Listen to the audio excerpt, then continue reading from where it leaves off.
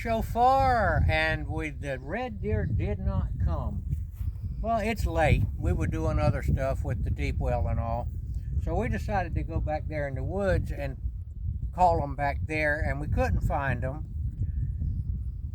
But we decided to cross the creek and walk the back fence, which we have not done since the hurricane, and we found out that it was not nearly as bad as we thought it was. There were some places that we're going to have to take some equipment back there and fix the fences, but I assumed that it was way worse, and the reason is because the worst damage was right over in here.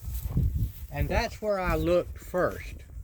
But then when I got back there in the woods, we found out that there were trees knocked down, but it wasn't near as bad and not nearly as many on the fence as I previously thought. But I do want to show you one thing that we found back there. Debbie found this. This right here is the missing fallow buck that disappeared 2 years ago. Now, there were 2 of them. And we found his skull. We have no idea why he died or why he went missing. I just don't know. But here is evidence that we did have a nice fallow buck back there.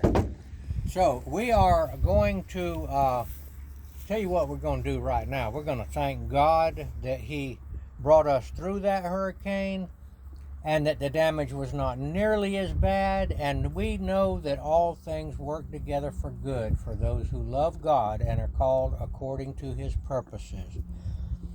So even though we cannot see what will come good from a thing that is bad and appears to be bad, if you just wait it out, you're going to find out that God works for his children.